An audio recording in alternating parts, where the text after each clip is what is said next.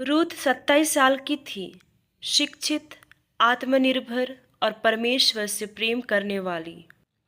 वो चर्च में गाना गाती थी, बच्चों को बाइबल सिखाती थी और हमेशा दूसरों की मदद के लिए तैयार रहती थी।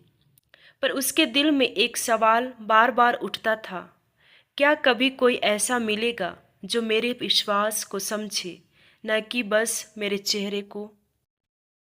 कई लोग उसे शादी के लिए सुझाव देते, पर हर बार उसे भीतर से एक आवाज आती, रुको अभी नहीं। कभी कभी वो निराश हो जाती थी, सोचती थी शायद मुझ में ही कोई कमी है। पर उसकी माँ कहती, बेटी, जब परमेश्वर ने आदम को बनाया था तब हवा को भी उसी की पसलियों से बनाया था। तुम्हारा आदम भी तैयार हो रहा है, बस समय का इंतजार करो। एक दिन चर्च में बाइबल यूथ कैंप का आयोजन हुआ। वहीं उसकी मुलाकात हुई जोयल नाम के युवक से। जोयल बेहद साधारण था, न बहुत अमीर न बहुत आकर्षक, पर उसमें एक बात थी जो बाकी सबसे अलग थी, उसकी विनम्रता। वो हर बात में कहता, let God's will be done. Ruth को यह सुनकर लगा कि शायद यही वह इंसान है जो सिर्फ बोलता नहीं, प्रार्थना करता है। उन्होंने मिलना जुलना शुरू किया, न डेट पर न कैफे में, बल्कि साथ में बाइबल पढ़ते हुए और चर्च में सेवा करते हुए। धीरे धीरे दोनों को एहसास हुआ कि उसका रिश्ता किसी डेटिंग ऐप का नहीं, प्रभु के हाथों का मेल है। जब दोनों ने अपने परिवारों को बताया तो जोयल के घर वालों ने कहा, वो दूसरी जगह की है, उसकी जात अलग है, हम नहीं मानेंगे। रूथ रो पड़ी, उसे लगा सब खत्म हो गया, पर जोयल ने उसका हाथ थाम कर कहा, अगर ये प्रभु की योजना है तो कोई इसे रोक नहीं सकता।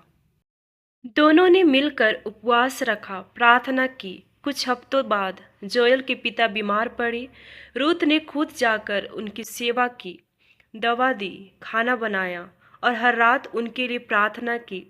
उनके पिता ने कहा, अगर यही वो लड़की है जो मेरे बेटे के साथ हर परिस्थिति में खड़ी रह सकती है, तो यह प्रभु की इच्छा होगी। उस दिन परिवार का दिल बदल गया। कुछ महीनों बाद चर्च में उनकी शादी हुई। कोई शोर शराबा नहीं, बस सरल प्रार्थना और परमेश्वर की उपस्थिति। जब पास्टर ने आशीर्वाद दिया तो बोला, marriage is not finding a perfect person, it's finding the one who helps you walk perfectly with God. Ruth की आंखों में आंसू थे, पर अब वो आंसू खुशी के थे। उसे महसूस हुआ, जब मैंने अपनी योजना प्रभु को सौंपी, उन्होंने मुझे अपनी सर्वोत्तम योजना दी।